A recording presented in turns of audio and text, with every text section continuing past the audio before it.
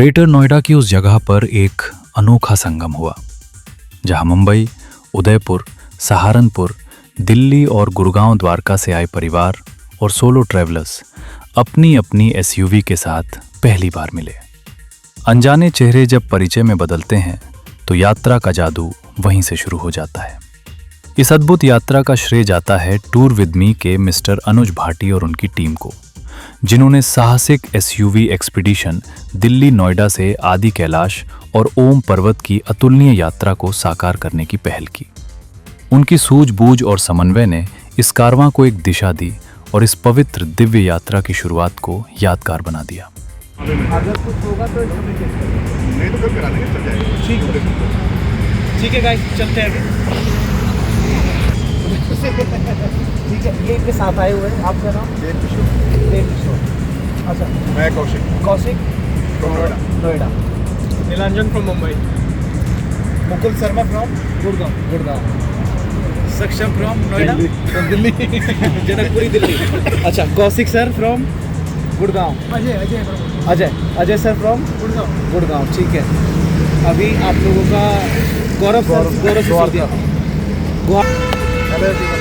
ये टूर हमारा जो हम सब लोग यहाँ इकट्ठे हुए हैं टूर विद मी के साथ है, तो बड़ा इनक्रेडिबल ये टूर रहेगा सभी के साथ। तो एक काम ब्यूटीफुल जर्नी के यहाँ कामना करते हैं आप सब लोगों के साथ। तो स्टार्ट किया जाए अभी? बिल्कुल। हर हर महादेव, हर हर। तो दोस्तों, इस समय हम जर्नी कर रहे हैं NH24 पे और सीधे ये गाज़ियाबाद होते हुए बाया हापुड़, गजरवाला और मुरादाबाद होते हुए कल मॉर्निंग में पहुंचेंगे हम लोग काठगोदाम। लेफ्ट में हापुड़, राइट में मेरठ।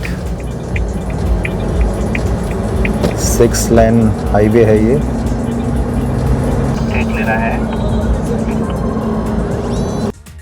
यात्रा की शुरुआत करते करते लगभग 12 बज गए थे और आधी रात के बाद अगला दिन शुरू हो गया था। अब कारवां बढ़ चला है। सभी के मन में ऊर्जा और खुशी का एहसास था। सिर्फ आदि कैलाश की ओर, जहां हर मोड़ पर रोमांच की चाह और हर दृश्य में शिव का आशीष।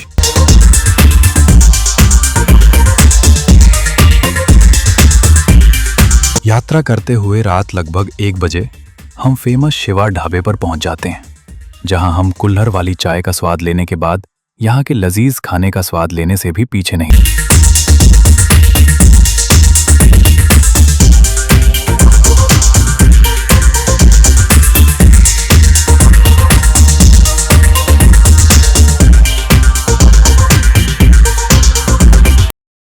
फिर बढ़ चलते हैं अपनी आगे की यात्रा पर।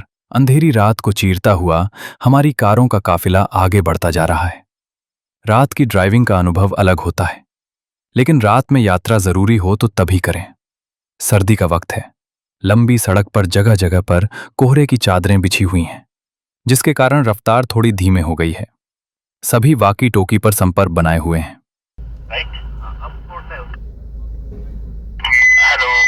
अनुज भाई जी बोलिए। यार अभी तक कहीं मुड़े तो नहीं ना अभी तक आप लोग? सब आगे है सक्षम। नहीं मैं कह रहा हूँ आप लोग कहीं मुड़े तो नहीं हो ना अभी तक? फ्लाईओवर से लेफ्ट लिया है। फ्लाईओवर से लेफ्ट ले लो सक्षम, नीचे।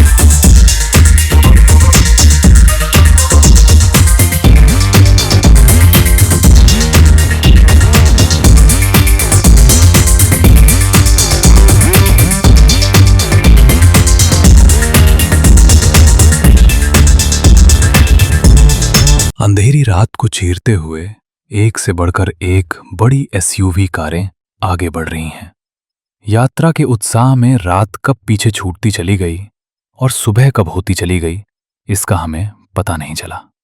अब दृश्य अंधेरे से धीरे धीरे उजाले की चादरें ओढ़ रहे थे और वातावरण सुंदर और खूबसूरत होता जा रहा था।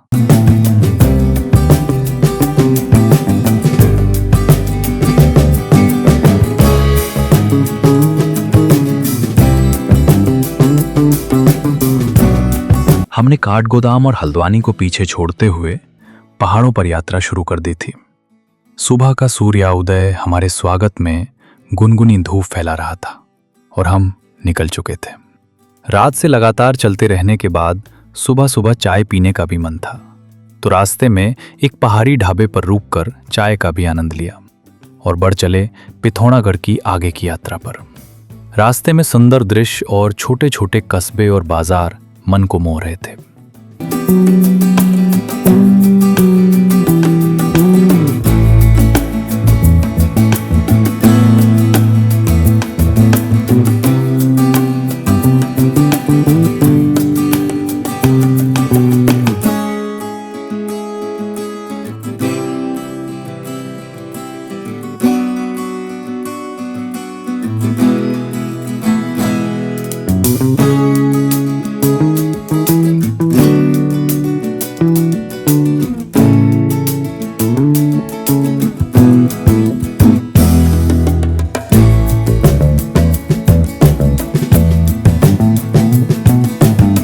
आगे का रास्ता पिथौरागढ़ की ओर था, जहां हर मोड़ पर सुंदर दृश्य, छोटे छोटे कस्बे और चहल पहल से भरे बाजार हमें अपनी ओर खींच रहे थे।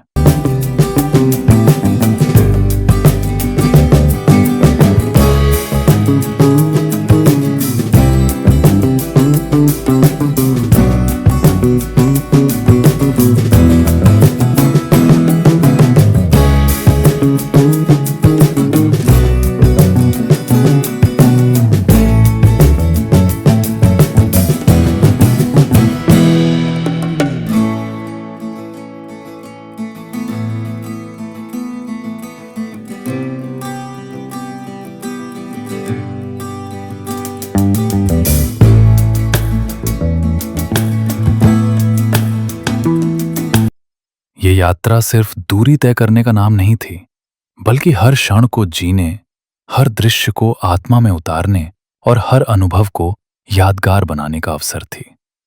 हम उस सड़क से ऊपर ऊंचे ऊंचे पहाड़ों की ओर बढ़ चले थे, जो कुमाऊं की सुंदर वादियों से होते हुए जाते हैं आदि कैलाश की ओर। तो ये है पहाड़ों की खूबसूरती का नज़ारा, जहाँ पर आने से आपको मन को शांति मिलती है, दिल दिमाग को सुकून मिलता है। तो अभी हम पिथौरागढ़ से लगभग 32 किलोमीटर दूर हैं और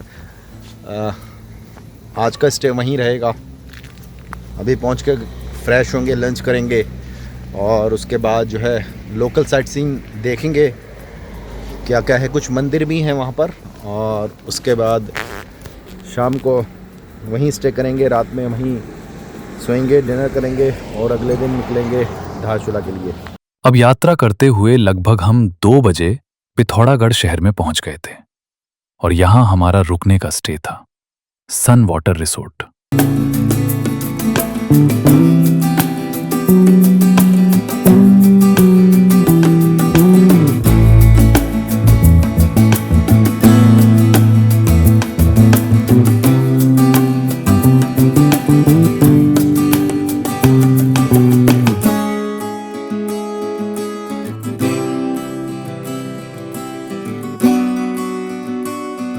यात्रा करते करते सभी काफी थक गए थे, इसलिए सभी ने अपनी सहूलियत के हिसाब से लंच किया और आराम करने के लिए चले गए।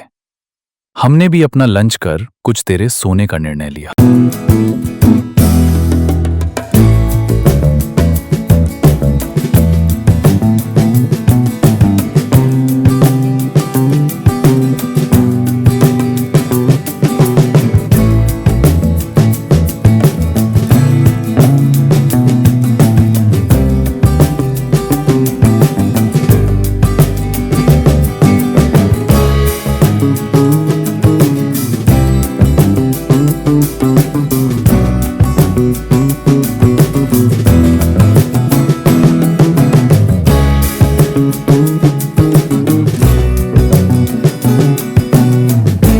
पिथौरागढ़ की ठंडक धीरे धीरे अपनी पकड़ मजबूत कर रही थी।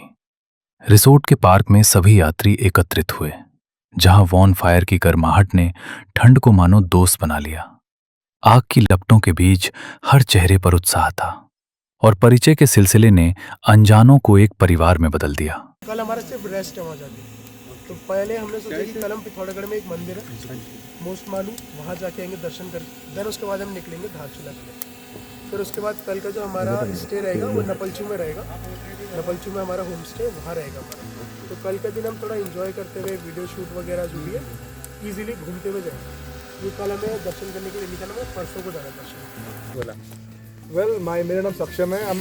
I'm from Delhi, Janakpuri, but background I'm from Haryana. और by profession I'm automobiler. I deal in all luxury supercars, all new. इसके अलावा पैशन से दूसरा ट्रैवल का है, तो इसलिए महीने में 20 दिन ट्रैवल करता मिलूंगा आपको। ऑफिस मेरा फ़ोन है, तो सारा काम उसी से हो जाता है। सही है। और मेरी डीलिंग पूरे पैन इंडिया आती है। सबसे पहले टूर विद मी काम धन्यवाद देना चाहेंगे जो आप सभी लोगों से यहाँ इंटरेक्ट कर रहे हैं और उनकी वजह से हम लोग यहाँ पर सब स्टेट हैं।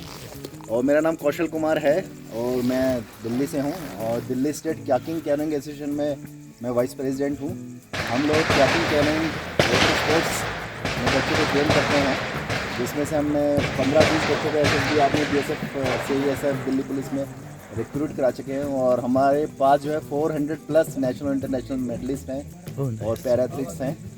तो बेसिकली एक अलग तरह का जो एडवेंचर्स स्पोर्ट्स है उसी में पिछले 15 सालों से डेडिकेशन से काम कर रहे हैं। तो बाकी पैशन है ट्रैवलिंग का, तो जब जहाँ जैसे मौका मिलता है चले जाते हैं। बताइए, मैं अनुज और यारी 5 साल हो चुके हैं। मैंने भी बहुत ज़्यादा भाई बोल सकते हो इंडस्ट्री में, हॉस्पिटैलिटी इंडस्ट्री से हूँ मैं भी। HM किया है मैंने और 4 साल HM करके फिर मैंने जॉब किया 6-7 महीने हल्दीराम्स में। फिर मज़ा नहीं आया जब ज़िंदगी में, तो मैंने MBA किया। MBA करने के बाद फिर घूमने का मुझे बहुत ज़्यादा शौक है, तो तभी मेरे दिमाग में आ गया कि इसी को पैशन को बिजनेस में ले आते हैं। तो तब से मैं यही कर रहा हूँ। फर्स्ट हमारा जो बैच था, मैं केदारकंठा लेके गया था। केदारकंठा हमने ट्रैक किया था और वो हमारा पहला बैच था, वहीं से स्टार्टिंग। तो तब से लोगों को सर्व कर रहे हैं अच्छे से। अभी भी मतलब मेरी कोशिश यही रहती है ना कि लोगों का बॉन्ड बन जाए।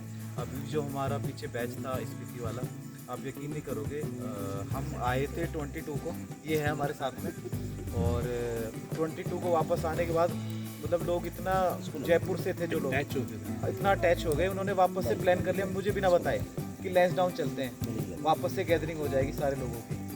इतनी अच्छी बॉन्डिंग हो गई थी। फिर लैंसडाउन जाके हम सारे लोग वापस आए इतने। फिर एक और कपल है, उन्होंने अपने घर पे पार्टी कर ली कि सारे लोग वापस से आ जाओ। तो मतलब अटैचमेंट इतनी अच्छी हो जाती है इस टूर में बहुत ज़्यादा, कि सारे लोग मतलब यही चाहते हैं कि एक अच्छी गैदरिंग हो जाए। तो बस इस टूर पे मैं यही चाहता हूँ कि हम लोग आगे तक भी बने ही रहें। Very good, thank you. बढ़िया है सर, बहुत सुंदर। Nice clapping for you my bro.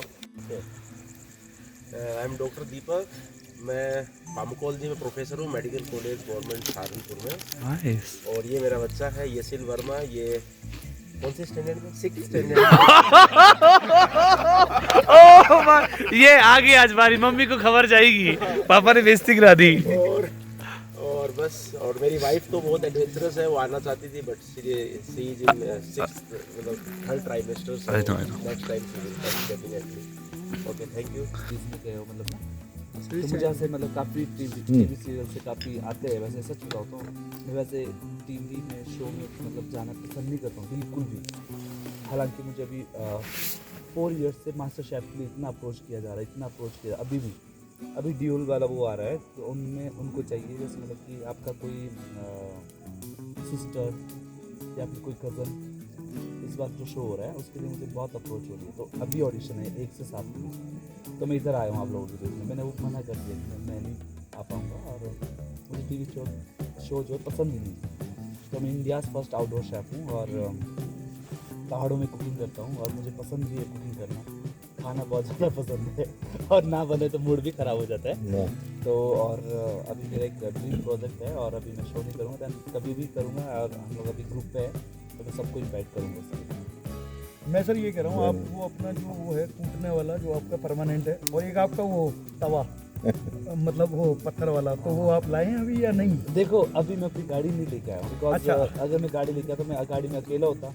मैंने तो आज ही मतलब एक्सप्लोर करा है वीडियोस में सारा, तो मैंने कहा ये तवा तो परमानेंट चल रहा है, और एक वो मसाले बनाने वाला चल रहा है परमानेंट, तो मतलब वो है करके वो गाड़ी में ही रहता है। मेरी गाड़ी पूरी बर्तनों से भरी होती है। देर रात तक हंसी, बातचीत और स्वादिष्ट भोजन का सिलसिला चलता रहा। फिर सब अपने अपने कमरों में लौट गए ताकि अगले दिन की यात्रा के लिए ऊर्जा संचित कर सकें।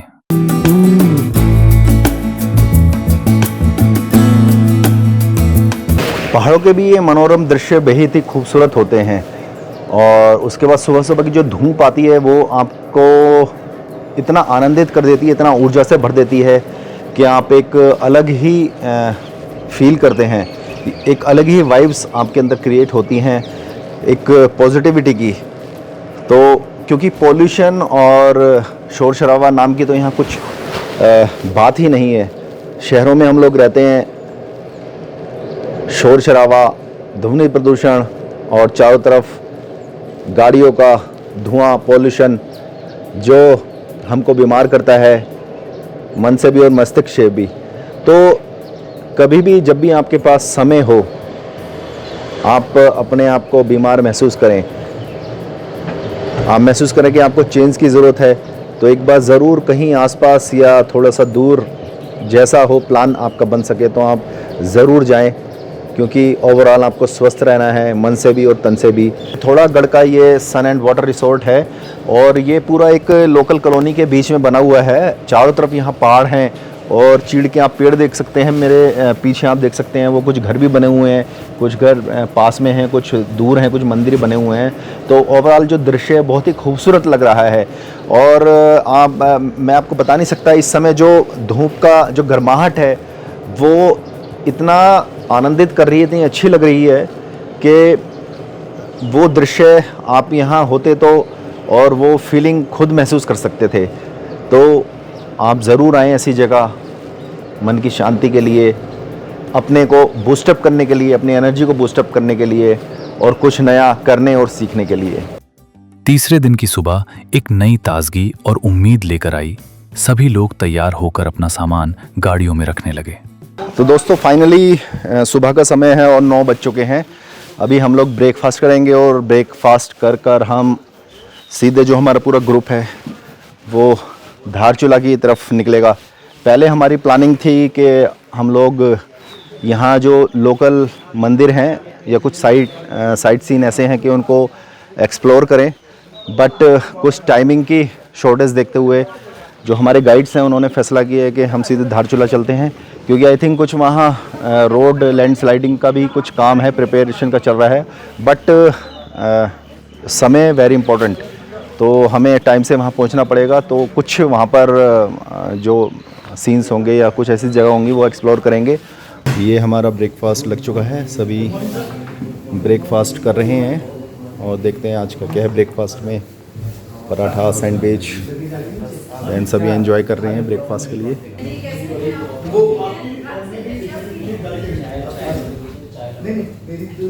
लेकिन यात्रा से पहले रिसोर्ट की ओर से एक भावनात्मक और पारंपरिक स्वागत हुआ।